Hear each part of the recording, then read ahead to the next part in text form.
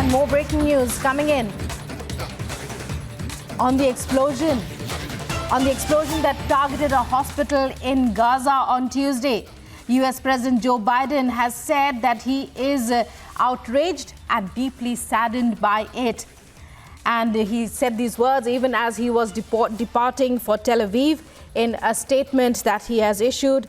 The US president, upon hearing the news, says he called Israeli Prime Minister Netanyahu and Jordan's King Abdullah II to discuss this latest strike. It's only the latest horror in a series of horrors that we have seen in the course of this war. Israel continues with its counter-offensive.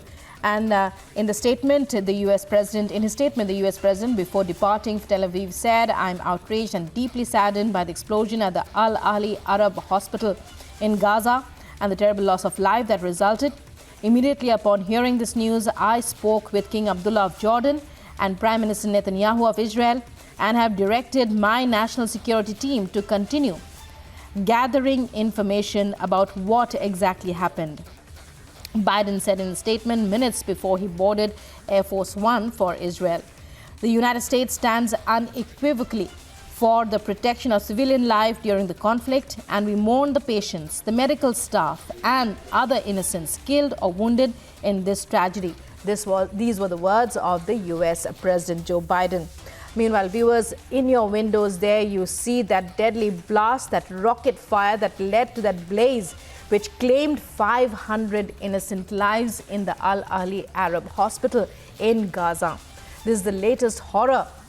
Meanwhile, the meeting between the US president and leaders of Syria, Egypt, and the Palestinian Authority, Mahmoud Abbas, stands cancelled on the part of the Foreign Ministry of Jordan, which that was what it said in a statement.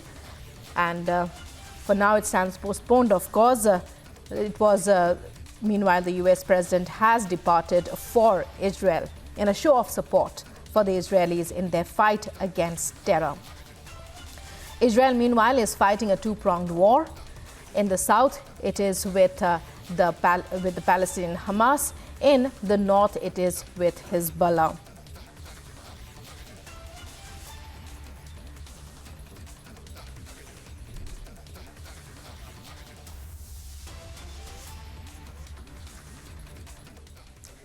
And more than 1 million people have fled their homes in the Gaza Strip, and in the wake of the unexpected Israeli invasion that seeks to eliminate Hamas's leadership after its deadly incursion into Israel.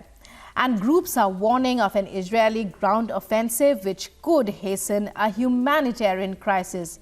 Israeli forces, supported by US warships, positioned along Gaza's border. And, we are looking at an impending war and an ever-increasing escalation.